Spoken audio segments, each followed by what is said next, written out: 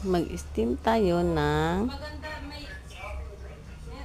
alimasag.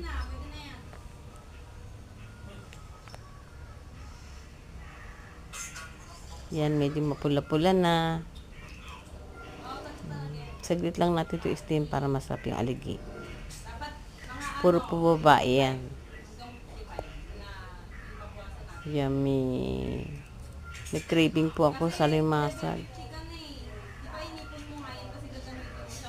Sarap sa mangga, sibuyas, paminta, kamatis. Mapapalakas naman ang kain ko nito.